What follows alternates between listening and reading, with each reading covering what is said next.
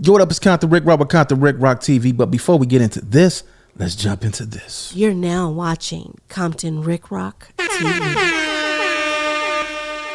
Yo. This is an old clipping right here. Wack 100 said that Nipsey Hussle wasn't a legend. We all seen this. And around this time, I think this was 2020, this was a big deal. And this right here, this clip is one of the clips that really got Wack 100 name just going everywhere when everybody's seeing this. This is around the time not too long after Nipsey Hussle's passing.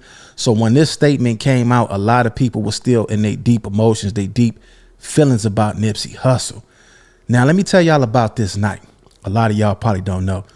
I was doing bodyguarding for the gang, the rapper, the gang, that's the homie. And I wouldn't even call it bodyguarding. It was just a homie that was just looking out for me. Used to take me to little shows and little events that he'd do. And he had me, just, with him. And, it was lucrative. I made a couple dollars. So, yeah, that's all it was about with me, making the money and making sure that the homie was straight. I've been knowing him since high school.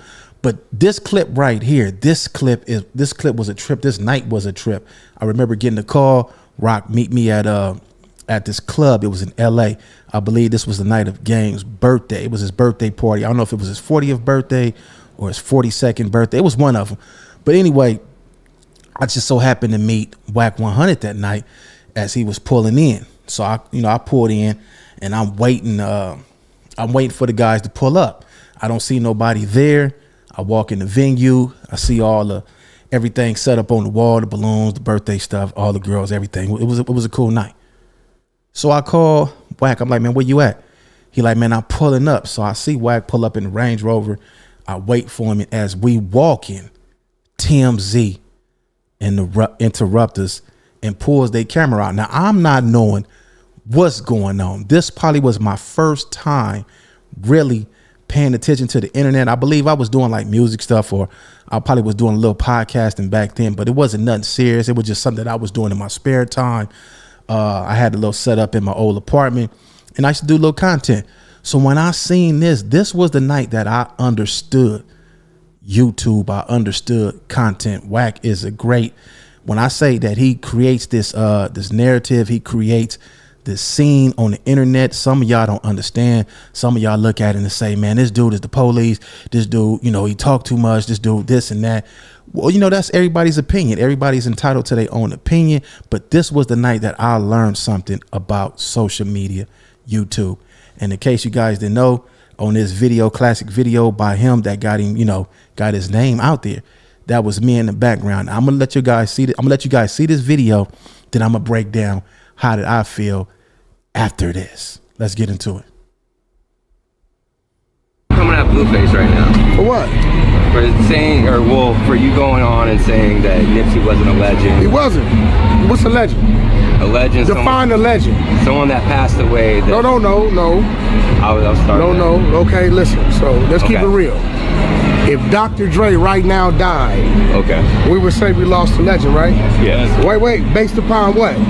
Numbers, right? Yes. Body of work, right? Yes. How many albums did Nipsey drop? One album, right? This is not no personal shit I'm talking about, right? Yeah. This is just real shit. The man died with 1 million followers, no radio hits, no platinum hits, right? No world tours, right? After he died, he went platinum, sold a bunch of records, followers went up 10,000, right? 10 million, right? Yeah. Right, so first of all, we gotta define what the fuck a legend is, what the fuck a legend ain't. Absolutely. Right? Was he on his way? I think at the time, yes, he would have been. But at the time of his demise, let's keep it real. The truth could never be defined as disrespect. If it is, that means you lying to your motherfucking self. There we go. That's just like a motherfucker saying, hey, Wack, you're a little short, motherfucker. And I get mad. That's the truth. All right, now you guys seen that video. Man, that night was crazy, man. And let me tell y'all what I learned that night. And I'm gonna tell y'all how I felt that night, what was going through my head. When I seen TMZ pop out, Wack and TMZ, they shook hands. It was like, I don't know if they called each other and let, TMZ know that we gonna be there or what. But this was my first time that I said, you know what? Let's pay attention to what's going on. I was already looking around because what he was saying, I was like, well, it hit me by surprise because I didn't know any of this was about to happen. So when he was saying what he was saying, what was going through my mind was like, what? But at the same time, what he was saying was making sense by him not being a legend, because at the time before, if you guys noticed, before Nip died, with nobody really playing his music. I was playing his music. We used to play his music at the Ori Refinery when I worked there. And what tripped me out that I knew Nipsey Hussle was a powerful lyricist, it was the homie from Fodu's Gangsters. And he from the gangster car. And every day when he pick us up in the work truck, me and the crew, I jump in the front seat. Matter of fact, his name was Iceman from Fodu's, I believe Fodu's Gangster. So anyway, Iceman a throw on that Nipsey Hussle. And this was my first time like really paying attention to Nip, because I think before I went to jail the second time, I used to listen to that Hussle in the House. That was like the first thing, or Bullets That Had No Name, one of those albums, right? So the homie used to play Nip. So when he used to play Nip, when I got back, you know, to my phone and after work, I downloaded one of Nipsey Hussle's albums. I believe it was Mailbox Money, because the homie G.I. Joe, rest in peace, used to work with me at the Ori Refinery. So G.I. Joe used to tell me, yeah, I rap. I'm like, yeah, I rap too, man. I'm the one who made that album, Ain't No Bompton. And he was like, oh yeah. So this time, G.I. Joe wasn't really, nobody knew who he was. He got that Only a Case with Nipsey Hussle and Conrad from the Abs. The song was banging. So I started listening to Nipsey Hussle music around that time. I believe this was 2013 or 14, around this time. So when Wack 100 was saying he's not a legend, I didn't recall a lot of people playing his music, but I was like, damn, is this a attack on, because he a Crip? He not giving him his credit. He not giving him his props. At the time, what he was saying made sense. But me just being a Crip, I was like, I wasn't feeling it. But at the same time, I was like, man, listen, we here on business. I got a job to do. I'm making sure that nobody rushes, because at the time, man, Wack was burnt out. We had went to another show at the LA Coliseum, and it's the time when Wack 100 got into it with J-Rock. I was walking with Game, a commotion had went on. We ran over there. We seen what happened. I just seen Wack squared off, cussing out the police. And Jay, I don't remember. I don't actually remember, but I didn't see it. I didn't see it. I think I seen a swing or something like that, but I didn't really too much catch what was going on, because it was a lot of commotion going on. One dude from Grape, it was some stuff going on that night. So anyway, I think Milk from Grape, he used to I think he from Grape Street, he was with us that night. It was just a whole lot going on. Anyway, make a long story short, man, I was like, wow, is this a play? Is this set up? Because TMZ just didn't pop out of nowhere. They shook hands. They met up with us. The camera came out as if it was planned it. And that right there taught me about YouTube, social media. I said, man, a lot of this stuff be plays. A lot of this stuff, you don't know if it's set up or not. So I took a page out of that book. And a whole lot of people is just now catching on to the same thing. If you look at the YouTubers today, they all taking scripts out of certain plays and out of certain books. And that's why this guy right now is one of the most talked about, whether it's negative press, whether it's good press, all press is good press. So yeah, this was the night that I was with Wack 100, the game that night, Ray J, Dom Kennedy. It was cracking at the party. You know, I'm not really the party type. Like I say, I was there for a job, get my bread. You know what I'm saying? The homie used to always look out for me when he went to these clubs. You know what I'm saying? I called him up. Hey, gang, what you doing, man? I got something, man. I'm a raw. I'm gonna meet you up there. And it had been sometimes that Game couldn't, you know what I'm saying? He got so many people. Hey, can I get an autograph? Can I get a picture? Some days Wack could go in his pocket and break bread or go on his phone and cash at me. You know what I'm saying? He always made sure that I got my paper. So a lot of dudes look at dude as, you know, how they look at him. They don't like him, and I get it. But I understood that day. This ain't about who like who. This ain't about, you know, me knowing him or anything like that. It was my whole thing was to bring this to your guys' attention, that these things that you see on the internet, a lot of this stuff is content. On to other news. Let's get to P. Diddy, no bond. Y'all know what that mean, man. When it's no bond, they got the evidence. Now I have seen people on the internet say, man, the first thing that we do is we go against our own people and this and that. Man, when the feds get you, they got you. I don't think that this is a case to where we going against our own people. We believe in this people. No, they got evidence that they got evidence. So when they hit that house, when they raided that house, when they went up in there, whatever was on those tapes is what's leading to this. Diddy was hanging out. Diddy, I guess they said something about him trying to sue one of the liquor companies. And ever since then, man, everything has came down. Whatever he did, he messed with the wrong person. And this is a case, man, when you get that bread, homie, you got to be careful, man, because they going to send them people at you. They going to set you up. I seen one of the commentators, one of the YouTube guys today, they said, I think that these people set these people up and they get the evidence and they get the proof, and then they let you just keep going and keep going. And when you get to a certain level, that's when they pull that up. Look, we got you. Keep you where they want you at, keep you where you can't elevate, bring you down. That could be a case in this. But at the same time, we all got to be held responsible for what we do. And when you guys get this money, you guys should automatically know you can't do what you want to do. You can't do it how you want to do, because there's other people that's trying to bring you down, and there's going to be people that's going to get you out your money. In this case, Diddy ain't got no bond, man. This got to be serious. Let's get to the content, man. Let's check this out and see what's going on with this no bond situation for Diddy. And off the top at 5:30, breaking developments in the federal case against music mogul Sean Diddy Combs. After pleading not guilty following his arrest in New York, a judge rules no bond. Diddy is charged with racketeering, conspiracy, and sex trafficking. Good evening. I'm Jim Barry. And I'm Lauren Pastrana. Naja is on assignment. Many details are stunning and maybe disturbing for some viewers to hear. CBS News Miami's Anna McAllister is live in Miami Beach with more on this explosive case. Anna? Lauren, Jim, Diddy won't be here at his Star Island home or any of his properties for quite some time. According to investigators, they found a wealth of evidence here in Miami and in his LA homes back during those raids in March. And according to prosecutors, they say that Diddy coerced his victims to fulfill his sexual desires and to protect his reputation. Music mogul Sean Diddy Combs now facing several serious federal charges.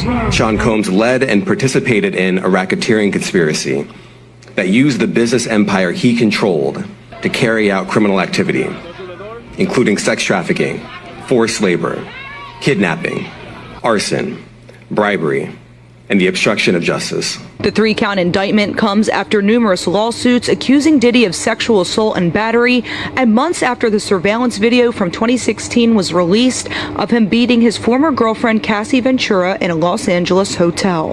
In March,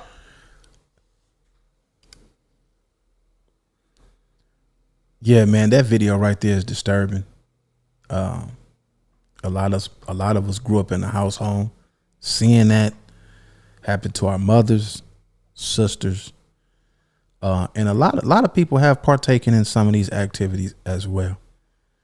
But that part of the video right there is disturbing to see. Yeah, man, let's get back into it. Federal agents raided both Diddy's Miami and Los Angeles homes, and prosecutors say they found evidence of freak-off sex parties where victims were allegedly forced to participate. They seized firearms and ammunition, including 3 defaced AR-15s and a large capacity drum magazine. They also seized evidence of the freak-offs, electronic devices that contain images and videos of the freak-offs with multiple victims. The indictment goes on to state that investigators seized various freak-off supplies, including narcotics and more than 1,000 bottles of baby oil and lubricant. Diddy's lawyers say he is innocent and argue that he should be released on bail ahead of trial. Right now, Diddy is the only defendant listed in the indictment. I would not be surprised that if this case is ultimately resolved through a negotiated plea, while he's charged in a conspiracy, it's interesting that there are no co-conspirators that were named in this indictment, which leads me to believe that there are a lot of cooperating witnesses. If the case goes to trial and Diddy is found guilty, he could spend a minimum of 15 years to a maximum sentence of life in prison. A year ago, Sean Combs stood in Times Square and was handed a key to New York City. Today, he's been indicted and will face justice in the Southern District of New York. And Diddy's lawyers say that their client is innocent, and again, he is being held without bond. But for now, reporting live from Star Island in Miami Beach, Anna McAllister, CBS News, Miami. Wow. Yeah, that one right there is that's a cold charges, cold case. They done found AR-15s with the serial numbers scratched off of them. For y'all that be in the streets, y'all know what them is used for. Man, this dude was really worse than Suge Knight. This really Suge Knight right here.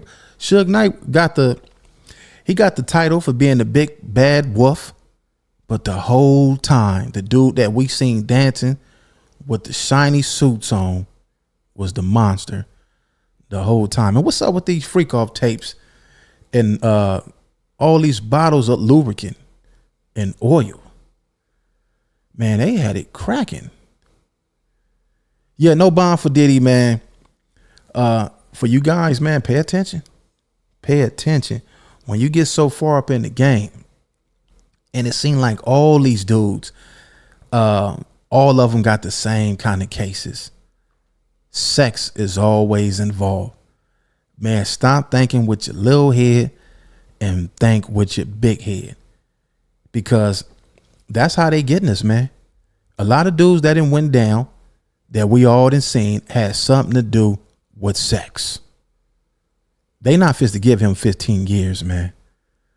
They gonna make an example out of him. Whoever he done pissed off, they making it to where he's getting pissed on. Yeah, but a lot of this stuff that he did to himself, we all just seen him running through the hallway, kicking that girl, and that's just a small glimpse of what they saying this guy has done. There's no doubt in my mind that with the other guy, Keefe D, that's saying everything about him, he wasn't saying, come on, brother love, show me some love for nothing. He knew something. He told something. And they didn't caught up with this guy, man. And that's what led to these raids. I'm not sure if Keefe D is the reason what led to these raids. They was already on his radar, but they using all of that to come get him. And once they got that evidence, they got him. And why would you keep all this evidence in your house, man? What is you holding on to this for? That lets me know that whoever they was having them freak offs with was some very important people. They say Kevin Liles just stepped down. I met Kevin Liles too. What game? I think it was at one of Megan Thee Stallion's release party.